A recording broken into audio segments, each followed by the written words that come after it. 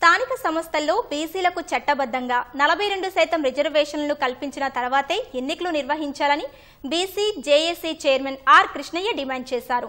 పాత రిజర్వేషన్లతో ఎన్నికలకు వెళ్లాలనే ఆలోచనను ప్రభుత్వం విరమించుకోవాలన్నారు. 42% రిజర్వేషన్లతోనే ఎన్నికలు నిర్వహించాలని డిమాండ్ చేస్తూ హైదరాబాద్ నారాయణగూడలో విద్యార్థులతో కలిసి ఆర్ కృష్ణయ్య ర్యాలీ నిర్వహించారు. హైకోర్టులో రిజర్వేషన్ల బిల్లుపై ప్రభుత్వం సమర్థులైన న్యాయవాదులను పెట్టి వాదించాలని కోరారు.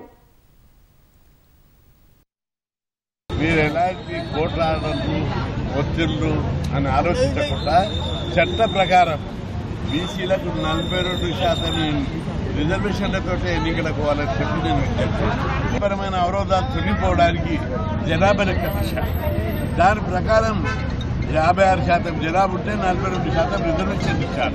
అట్లాంటప్పుడు ఈ కేసు బలంగా ఉంది, ఎలాంటి అవరోధాలు లేవు. ఈ కేసు కోర్టులలో గెలుస్తుంది, హైకోర్టులో గెలుస్తుంది, సుప్రీంకోర్టులో గెలుస్తుంది. ఎవరు అడ్డం వచ్చినా వదిలిపెట్టేది లేదు. దీని మీద ఎంతకైనా పోరాడతాం. అవసరమైతే ఎన్ని రూపాయల్లో ఉద్యమం చేస్తాం.